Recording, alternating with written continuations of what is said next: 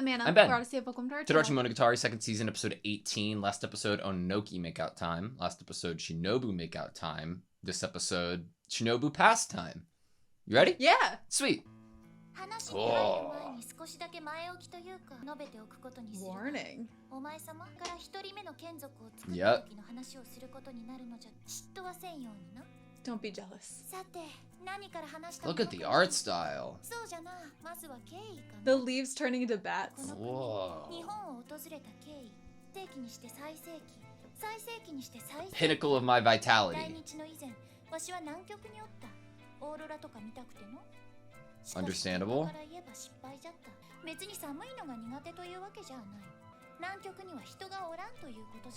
I would think that is an issue. Oh. Listen to this song!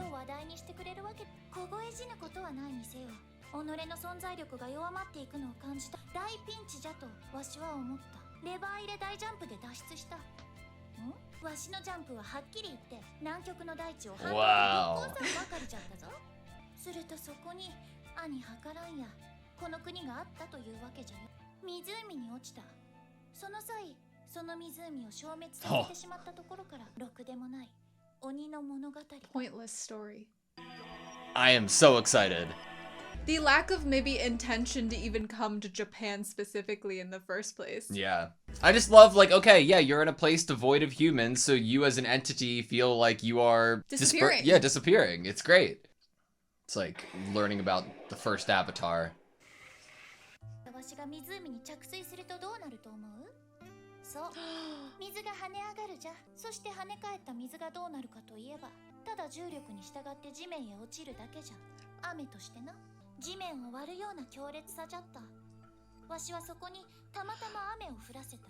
結果としてじゃが、 Wow, what a good わしは deed. 多くの命をどころか。で、タイミングの悪いことに。そのたまたまの部分を目撃されてしまっての奇跡を起こしたその瞬間をな奇跡を起こしたものが人間どもから何と呼ばれるか知っておるか奇跡を起こしたものは神と呼ばれるのじゃよ Oh my goodness. 奇跡を起こしたものは怪異であろうと人であろうとしてしまうのじゃ It's beautiful. まあ連中にしてみればわしが湖の中から登場したようにな当時の日本人にとってのお前が現れたらそれなりに神々しくは見えるだろうな絶対長続きしないよな。いや、お前の性格からしてよ。ただ崇め立てまつられるのを良しとするってタイプじゃねえだろ。お前は。様の言う通り、そんな神様生活は長続きせんかったがの。およそ1年としの性格がどうとかはともかく。神様向きでないのは確かじゃったろうな。八九時迷いは僕たちの脇で。アホな連中がわしを神様と祭り上げたところに休憩という意味合いもあった。何せ神様扱いしも食い物にも困らんかったし Never lacked food or comfort or disappearing. You would never. わしの寝床は正確に言うと A place was built for me to な sleep. くなってしまった湖の子いわゆる社を建てたそんな困窮した村に社を建てさせることを要求する I wish we could visit the shrine if I it know. still existed. 自分で建てた建物やそれに付随するガジェットなんぞすぐに作れたわいお前様いい加減そのパンツ一枚の姿も見苦しいの Put some clothes on. What type of clothes would she make for him? ちゃんと神様としての仕事もしておった適当に間を置いて雨を降らせてやったその辺から雨雲を集めての快適といえば快適じゃった This is so 不 cool. 思議というか暇を堪能した Enjoying the そこで連中に目撃され uneventfulness. 続けておればそうばかり思っておったのじゃそうは問屋がおろさんかった連中はわしを吸血鬼という怪異として目撃しておったわけではないのじゃから吸血鬼として目撃されないのならばそれはそれでよかったのじゃそれは差し迫った問題ではなかった問題は神として目撃され続けたことじゃと遊べば悪魔になるならば知りさえもしなかったわしは本当にうかつじゃった神扱いなど受け入れずその地に吸血鬼伝説がないことを知った時点 They で had no vampire legends. 続けておったから罰が当たったのじゃとできるじゃろうかの少なくともあやつはそう言ってお At った least that's what he said. あやつ He. そうつまりは妖刀心当たりの持ち主じゃなあの男は戦ったある意味今よりも平和じゃったあの時代においても人と戦わんというのならば戦う相手は限られていよう。怪異とじゃよ。 Oh my god! それってつまり専門家ってことか。ヴァンパイアハンター。まあそうなのじゃろうな。バイトする由緒正しき一族の末裔っておったような言っておらんかったよ。その一人目の眷属ってやつの名前を明かしてくれないか。知らん。 Don't わし know は it. 人間界の固有名詞は曖昧にしか記憶できんし、わしはそやつのことをずっとわしが今そう呼ばれておるように。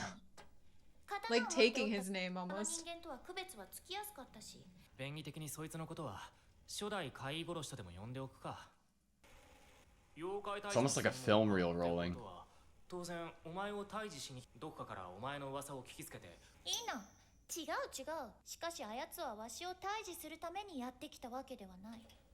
わしは神として崇められておったのじゃ。 Not as a vampire. 退治すべき対象ではなかったのじゃよ。そやつはとりあえず様子を見に来たわけ。そこから神が権限したなんちゅう話を聞けば、お供をゾロゾロ引き連れてな。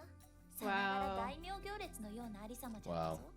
大小2本の刀、それにわしは引きつけられた。深い方が妖刀心渡り。お前様もレプリカを使ったことのあるあれ。小立ちの名は夢渡り Dream じゃった。 span. 小立ちってのはどういう怪異を殺す刀なら。 Good 小立 question. ちの方は人間を、それじゃあただの刀になるか。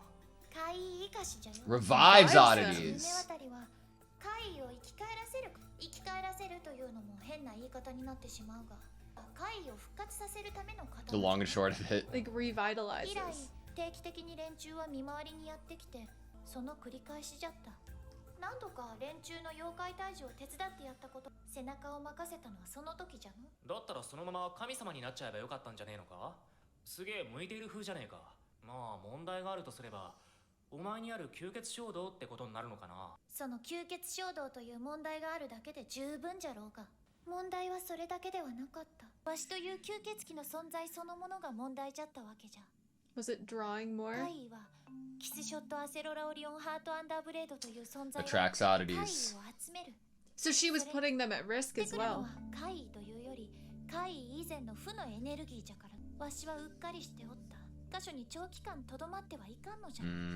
怪異の生態系のバランスをごっそり That's why 崩 it's してしまう。 happened now, because she's lingered here with Aragi う for っか so りしてお long. ったのは、それ以前に南極という人間も怪異も存在せん土地におった。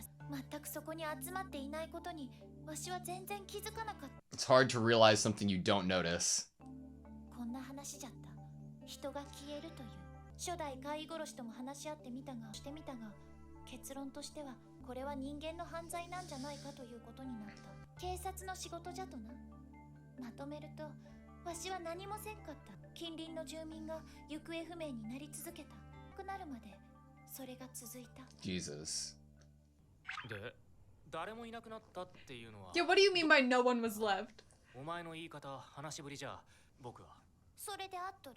集落丸ごと。それからわしは近くの村を全部回った。その探索活動の結果分かったことの集落にはもう誰も Everyone's just 残って gone. おらんということじゃった。ある一定の地域から先の村は無事じゃったようじゃがの。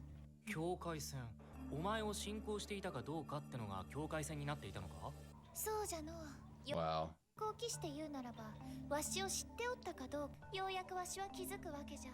わしがここに随分と長く滞在しておるに、わしがここに長居しすぎたからが起こしたのじゃと思ったが、辺りを見回してみればそんなことはなかったのがおかしい。異常じゃった。異常事態じゃった。近隣住民がこぞっていなくなってしまったことよりも同じように近隣に不思議で気持ち悪かった。気持ち悪かったから家に帰って寝た。おい。気分が悪いときはおとなしく寝るのが一番。 Need some clarity. そうだけども。すっきり忘れてわしは二度寝をしようとしたのじゃが、 Completely forgotten everything. Rudely わしの眠りを disturbed. 妨げるものが現れたのじゃ。それが敵か。うんにゃ、現れたのは初代怪異殺しじゃ。新情報というのは初代飼い殺しの部下たちのことじゃ。そやつらもいなくなった。 Oh. Oh wow, yeah, everyone that knew of her. すでにわしは一度辺りの村々を回って現状を把握してはおったが、もう一回初代飼い殺しと一緒に村々を巡ることになった。最後に巡ったその村で最後に回ったその家が無人になっておったことが判明し、初代飼い殺しが好きなだけへこんでおった。 Oh. デリケートに傷ついておったその場にそこに現れたのじゃよ。お前様が言うところの暗闇が何の脈絡もなく真っ昼間じゃというのにの。 The real 正 problem. 直最初は気象現象なのかと思った。しかし塊というほどに固まっておるようにも思えんかった。 But I don't think it did. 飲まれた。 It 二 ate 人とも us. 飲まれた。まあしかし4分の1も残っておればそれで十分じゃった。逃げるにはな。わしはあれじゃ南極まで飛んだ。さすがのわしも自分の体をあんな風に削られたのは初めてじゃった。 Wow. しかし結果から言えばそこまでする必要はなかったの。 Wow. その暗闇は追ってこんかったからじゃ。わしが次に日本に来るのは半年前のことになる。そしてわしはお前様に出会うことになる。ちょっと待て。初代飼い殺しはどう Yeah, right? じゃから言ったじゃろ。 He わ was しと eaten もろともに暗闇に飲まれたよ。ほぼ全身いかれたわい。 Almost his entire body. そこで暗闇にそいつが飲まれてしまったっつんなら、そこで We've heard 話を more 聞いた about じゃないか him. だから疑問を呈しているんだろうが、それじゃあほぼ、つまり一部は残った。右手首が残った。 His right hand. そして飲まれる際にそやつはまるで助けを求めるよう And に did she grab わし it? の手首を掴んだのじゃ。こん He な held 風に onto her ガチッ wrist like this. He held on tight. わしはあやつの手首と一緒に南極にまで飛んだのじゃった。 Wow. 結局わしは南極に一人そやつの手首と共に取り残されてしまったということじゃ。100年ぶりにそんな風に思ったよ。とんでもない孤独感にとらわれてしまった。感や不安感とは言わんまでも脅威は感じた。じゃからわしは That's why I resurrected him 一人目の眷属を作ったの with じゃ。 just his hand. 吊り橋効果っちゅうのがあるよな。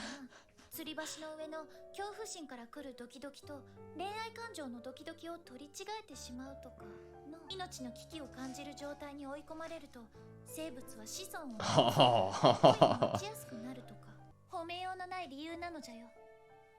心が弱っただけ。ガブリとわしはあやつの右手首に噛みついて血を吸った。 And we know similar things obviously happened with our 眷 Aragi. 属を作るために血を吸った。一人が嫌で神様をやめ I didn't want to be alone, so I stopped being a god and returned to being a vampire. Oh my lord. Oh my lord. You know what this outro represents here with both Hachikuji and Shinobu? Hmm. Shinobu's like, you know, captaining the ship, telling us the story. Hachikuji's still unconscious, but she's in the room. Oh yeah. That's exactly what's That's happening. literally what's happening. で、成功したのか。失敗した。失敗？わしの目論見通り初代飼い殺しは生き返った。自分から太陽の下に飛び出して灰になって消えたんだっけな。確か。そう、自殺。吸血鬼の死因のおよそ9割を占める Wow. ごくごく平凡な死亡理由。その時助けてやらなかったのか。 Remember 春休 that? みに太陽の下に出てしまった僕をそうしてくれたように。無理じゃったな。当時のわし Don't には expect the やつの unreasonable. その行動の意味がよくわからんかったしな。その時点でほとんどあやつとわしとの関係は破綻しておったからな。止めようがなかった。初代飼い殺しはわしがあやつを吸血鬼化させたことをな。手首一つから生き返り吸血鬼として新たなる命を得たこの化け物がよくも私たちをたばかったな。 Chills The again. reason he didn't do anything is because he heard you were a god. 怒鳴るというよりはなじるというニュアンスじゃったかの。天罰が下った云々のセリフもその時に言われた。そんなことを言われたら内心穏やかではなかっただろう。いや別にそれほどでもない。まあ誤解を解くのとかは面倒くさかったから好きに言わせておいたがの。しかし落ち着かんかった。混乱し錯乱し散々わしと対立した末にそのまま投身自殺した。わしに散々恨み事を言いながら後悔と怨嗟の言葉にまみれながらわしの目の前で太陽にその身を投げ出して死んだ。止められんかったし助けられんかった。南極に着いてからは本名を教えてやったというのに、結局奴がわしをキスショットと呼んだのは投身する直前の1回だけじゃったな。キスショットと僕のように。そして奴は死んだ。不死身の身の上であるがゆえに、己の骨身でこしらえた A replica. あたりのレプリカを残しての。ど Wow. うせわしを殺すつもりで作ったのじゃろうが、それまでわしはなんとなく眷属を作っておらんかっただけで独り身を貫いておったわけではなかったが、で消えた奴の死体の消滅を見届けて、眷属は作るまいと、栄養摂取以外の目的で人の血は吸うまいと、神にな。少なくとも God is my witness. はできなかった。うまいことを言うと感心することも、彼女は神としても人間とうまくやることはできなかったのだから。鬼の一人語りは今は昔の400年前の物語はこうしてバッドエンドで幕を閉じる。 Oh my god. Like, you're never meant to have peace, comfort. 二人合わせてファイヤーシスターズプリンセスだぜ。とりあえずおののきちゃんを仲間に入れる。 Yes! Okay, that was Monogatari Second Season, Episode 18. What a wonderful episode. I'm really happy that we continued with the art style before the OP had happened. Yeah. I was wondering, okay, are we going to continue with this? Is this how we're going to receive this story? And I'm really happy that it ended up being the case. I completely agree. It almost would have felt wrong to completely change it up and To almost go back in time, but with them looking how we're used, like Shinobu looking. I almost appreciate that we're not getting the first Oddity Slayer in the same way we get Araragi. Yeah. That he's told as this fable, this fairy tale, in this way that we don't even really see his face. It's the back of his head a lot of the time. Yeah. In the series, like the Avatar: The Last Airbender, and the sequel to that, not the sequel, in a different series, they touch on like the origins of like the first Avatar, right? And even that's portrayed in a different style of animation and art, and it's beautiful, and I love it, and it's amazing. But there's something that they keep here, that the mystique of the first Oddity, or the Oddity Slayer, right? That I absolutely adore. The idea that Shinobu doesn't remember his name and knowing how she refers to Araragi by title mostly.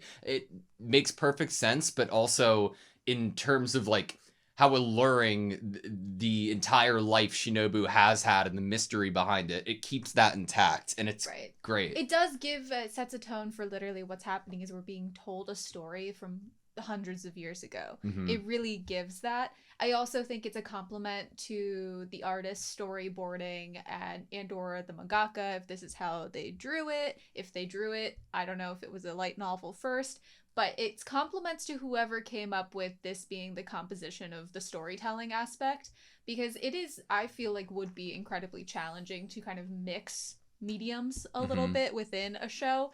But Monogatari is one up there with like Madoka Magica, that is able to do it in such a successful manner without it feeling like it doesn't fit. Yeah. Like, okay, I'm watching what it looks like a kind of normal anime, and then there's something on the screen that's like 3D feeling, what? But I feel like this show, for example, they always do a really great job when they want to get creative like that. They want to mix things up. Yeah. So I felt like I didn't feel weird about returning back to the present time during the storytelling. It didn't feel jarring at all, and maybe that's because I've grown accustomed to this being something that I could welcome from Monogatari, or it's also just effectively done. I think it's probably a mix of both, and mostly effectively done. Yeah, I felt like I was reading a continuous scroll the entire episode. Yeah. It was great. Which want helped like because it was sweeping. No, exactly. I want like back to back every moment that is just the sweeping panning shots to be like edited together and then given to me on a beautiful like desktop background platter where it's just like continuously scrolling as my I background. would literally get rid of like the subtitles and just have the entire visual scroll just moving like a movie on your desktop background. Absolutely phenomenal. Look at Shinobu's castle. It's so interesting. The architecture, like Yeah, she's super creative. I mean, she can make clothes. Like, she's making Thank her you. own castles. Yeah. I wonder what her feelings were whilst she was a god. Like, when She gives us a little bit of, I feel like, evidence to kind of grab onto of what she might have felt by being a god. I feel like she does, and then she does, like, I think there's subtext to it as well. Let's try to pull up a couple of lines. The reason I happily accepted the veneration of those bumpkins was because of the calm it promised. I mean, I was their god. I never lacked food or comfort. It felt like I was on vacation. Mm-hmm. To be precise, a place was built for me to sleep. At the bottom of the former lake, that is. It was a shrine of sorts. So we go on with that line of dialogue to then pivot to show that she was the one who built her castle, right?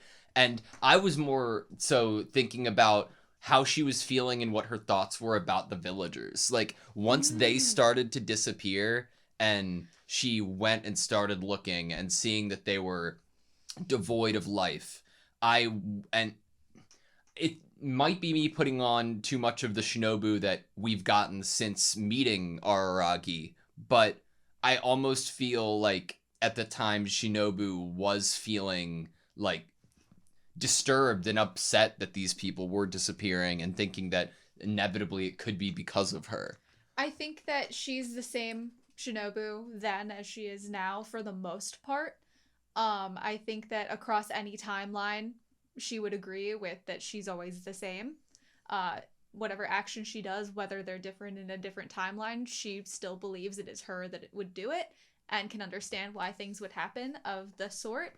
I think that I would agree that I feel like she was actually worried about these disappearances, whether that was like an actual care or more just she's noticing something weird and she's like going to but she went to investigate, and then she went to all the other villages around the area, so much so that she realized there was somewhat of a border of those that would have known of her and those that would not have known of her. Do you think there was intention either way on her going with the first oddity slayer to check the villages that she had already checked? Like, is it to feign ignorance that you haven't checked yet? Oh.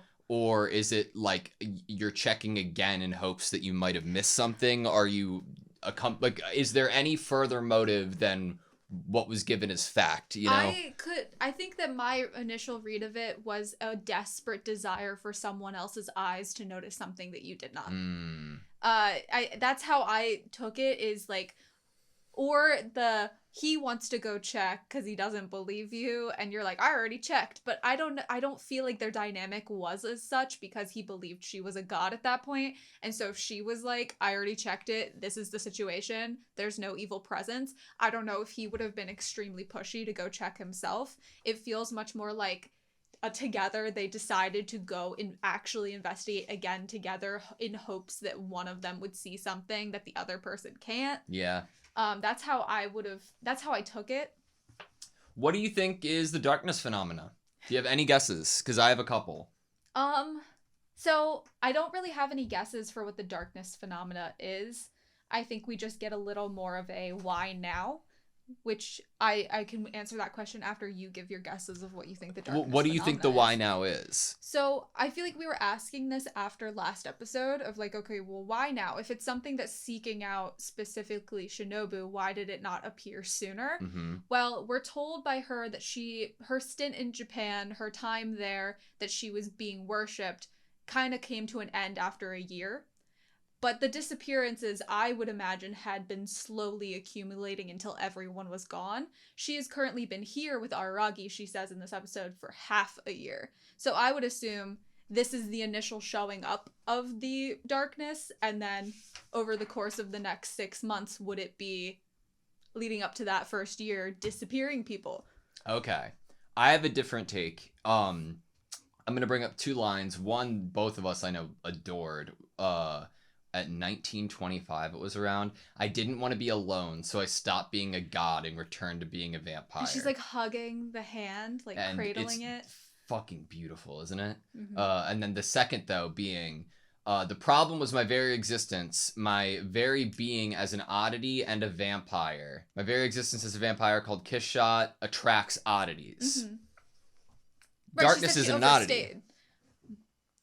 Darkness isn't an oddity, and she wasn't being a vampire. She masquerading as a god, I think, is what would be the cause of the darkness. But then if the darkness is reappearing now, does What? your argument still stand that she's not currently masquerading as I a don't god. think that the darkness is necessarily here because of Shinobu anymore. After the added context, There's I think someone else here pretending to be a god. or pretending to be something that they aren't at least. Ooh. And I so much so that it has to be on Tsukiji. like a divine level or Oh, okay. something. But like I don't know. But I wanted to bring that question and then pivot because I don't think it's Nautico, but I want to talk about Nautico because of the preview of we got that what's to inevitably come. Oh, The that's idea fun. of Okay. Nautico, who is a god and I want to say without question was a god. And the thing that impressed me the most about Shinobu in this episode was like it felt like she was consistently questioning her own existence as a god and knowing that she wasn't supposed to be and knowing that she was actually a vampire all along. She never like jumped off of a diving board into the disillusionment that she was actually a god and was like, you know, completely too far gone in that sense. Yeah, I have some lines to go exactly Yeah, what yeah. you're saying. So she starts the story off with the line, "A pointless story of a demon." And she ends the story off with, "Couldn't get along with humans as god or a vampire." Yeah. So she's really saying that she, from the start to the finish of her story, that there was no use, it was pointless, even if what she wanted was the comfort maybe of the uneventfulness of the existence of being a god to them. But she can't even get along with them as a vampire because she's even seen, and I want to get into it a little bit, from Hachikuji going back in time, what it is with her being a super strong vampire in a world with humans. She can't even be trusted with that either.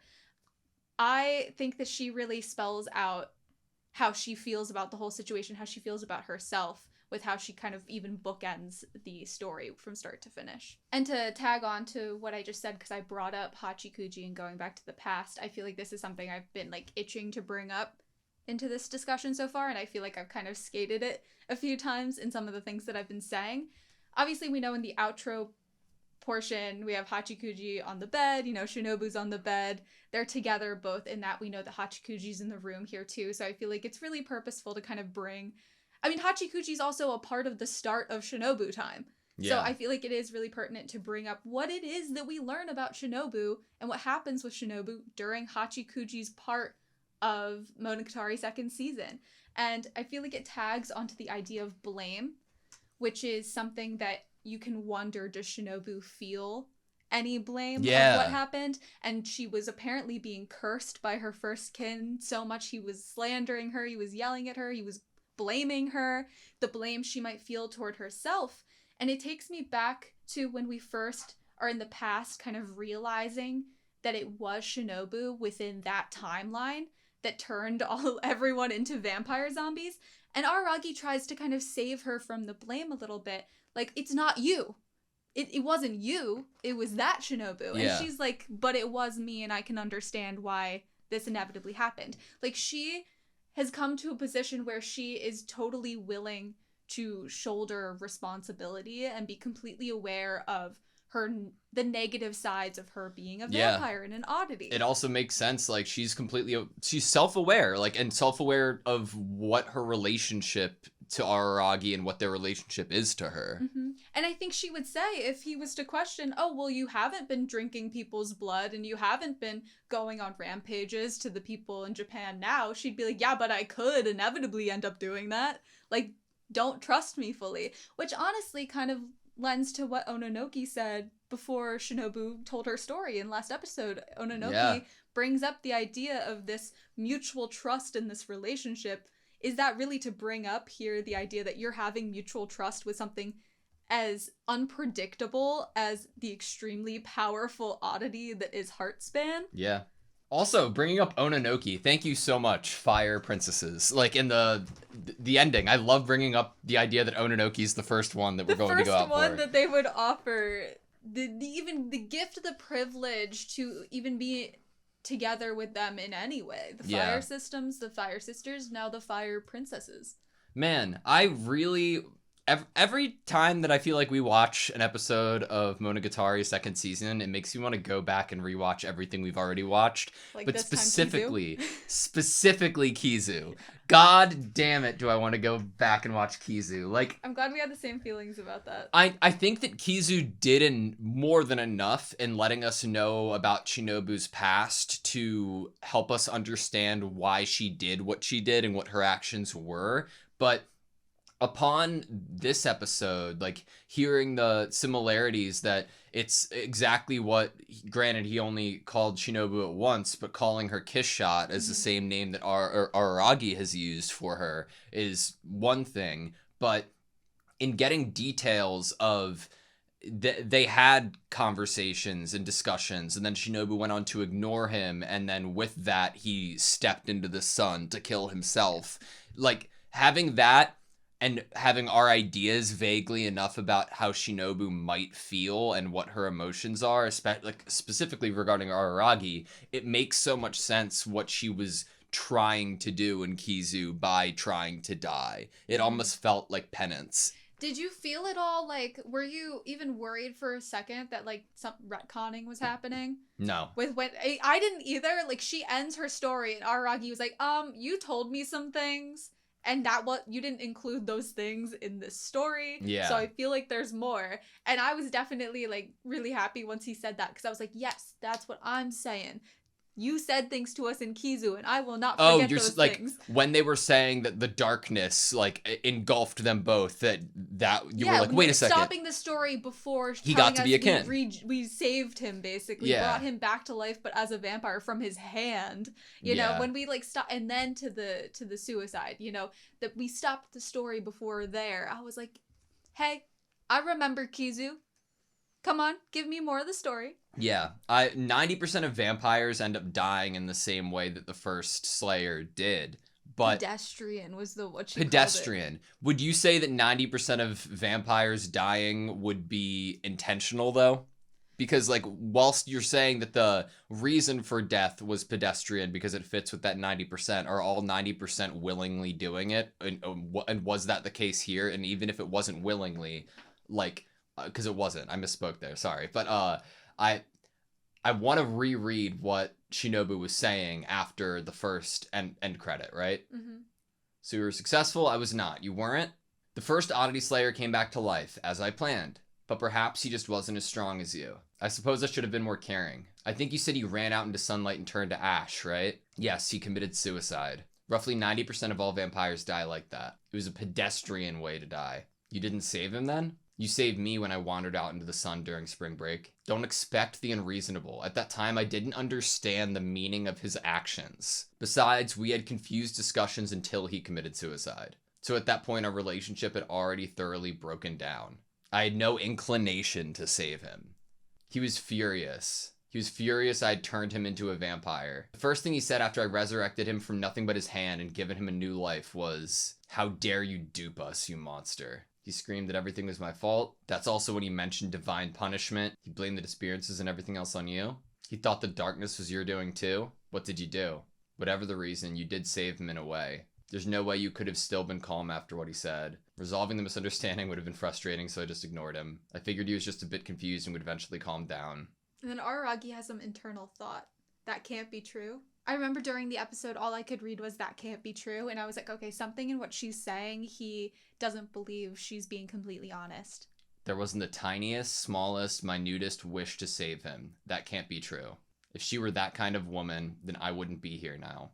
I wouldn't be alive as a half-vampire. Mm-hmm. He never calmed down. After antagonizing me time and time again, he jumped out into the sunlight. Slinging complaints, grudges, all his resentments at me, he died in the sunlight right before my eyes. The way she's even body language telling this is clearly still hurt by some of the things that were said to her, and hurt by this moment. Hurt by maybe that she didn't actually try to save him again. Hurt by so many things. Well, just like, in her body language she alone. says right then, I couldn't stop him. I couldn't rescue him. I told him my real name there at the South Pole, but he only called me Kiss Shot once right before his death. Do you feel like he knew what he was doing?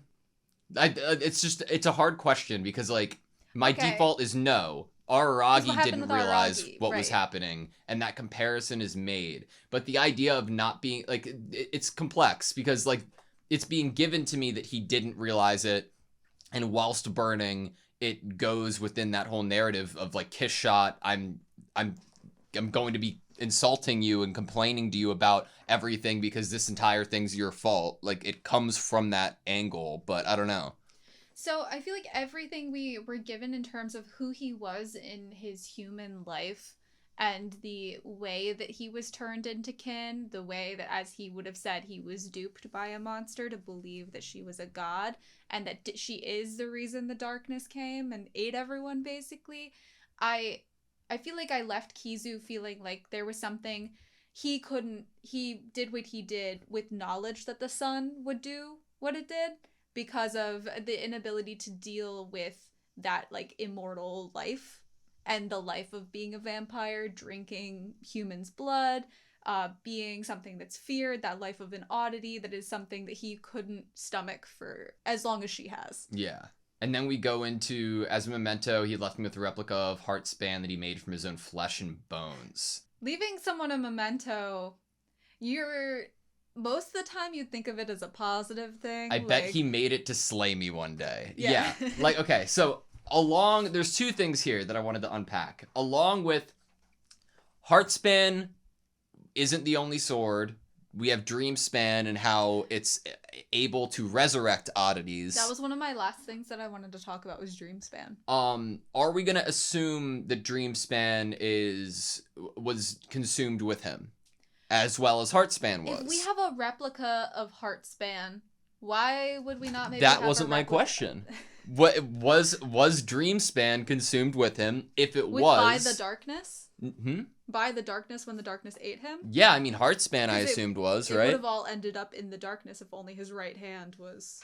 Yeah. Yeah. And we had to remake Heartspan, right? Mm-hmm. And if we did remake Heartspan, then theoretically we could, which is what you were saying, recreate Dreamspan. Yeah, but also, like, if Dreamspan is utilized to be able to revitalize oddities, what could be done with the fact that it was...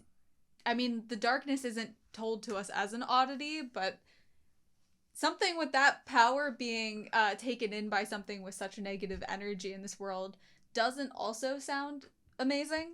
That, like... But it's probably nothing. There was so much that we got this episode, man, just all about Shinobu, but at the end of the day, we're in the present, and we're in the present with this thing. Right, This right. darkness phenomenon. Which is, so obviously from the Dreamspan conversation, my last question about it was, why does this exist?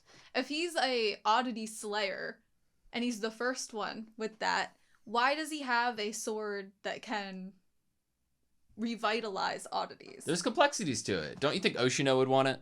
I think that he would want it, even if he just, like, had it on a shelf most of the Mhm. time, all pretty in a display case. I think it's a cool thing to have. It was more coming from the perspective of, if you are...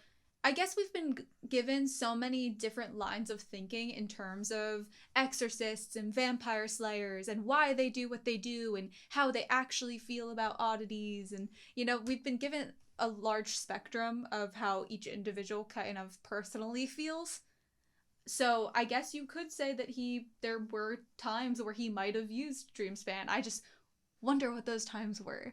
So basically he was a specialist? No, vampire hunter. I suppose so. I have the feeling that he mentioned being part of some ancient lineage of supernatural hunters. But now I'm not really so sure. Like, there are a lot of gray areas there, middle grounds. Like, you're not saying that you're episode just by saying, like, that you're a vampire hunter. Or, like, there's so many variations of what an oddity could be that there's no point in even, like questioning why Dreamspan would exist, you know? It more comes from the curiosity aspect of wanting to see it play out, where you would want to revitalize an oddity. It would be cool the to see. situation, you know, which you would decide to then do. Was he the only person capable of remaking Heartspan because it was his sword? Like, it factored in, like, the lineage, factored in maybe who he is, because he was obviously able to see and detect oddities. like was he the only person who would have been able to recreate Dreamspan, you know?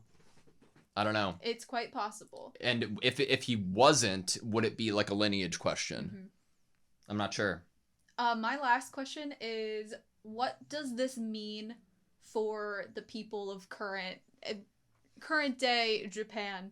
Now that we know what it is that this darkness, this black mass has done in the past. Well, I imagine that since it just showed up, it won't do too much because we are at the head of it, right? Mm-hmm. We're going to figure out how to fucking get rid of it. But to do that, we need to figure out why it's here. Yeah, but how long would said mission take to both figure out how to get rid of said thing and protect everyone? And you know what I mean? I feel optimistic. I feel optimistic because Araragi just heard the story. That's a new perspective and a new set of ears. And I think Araragi is going to go down the same route that we were earlier in the discussion. That was like, all right, compare this picture to this picture and then do the same here. What happened then that might have caused it? What happened now that might have caused it? The new information we have, I feel like, is pushing us to not assuming it's there because of Shinobu, but which was our idea previously, but Right. now more so there because of what Shinobu was doing. See, one of the main reasons that I put that question out there for fun in terms of to theorize or wonder what could befall, Japan Yeah. with this entrance and us now knowing what it has done in the past is because we're getting themes like gods, miracles, and apocalypses. You know what I mean? Yeah. So, especially within Monogatari season 2, we could see things go down a really terrible, horrible path only to then bring us back to the light in the same way that we go back in Hachikuji's, in the same way that, Senjikahara's house was almost burned down by the tiger, and then Nadeko with the shrine. We're going to such severe levels with a lot of the things that we're getting. You're right. And then bringing it back to the light that I really feel like there's just the possibility that some tragedy could happen. The Fire Sisters disappear. Don't ever. Don't ever. All right. You good? Yep. Thank you guys so much for watching this video. Please like, comment, and subscribe, and hope to see you next time.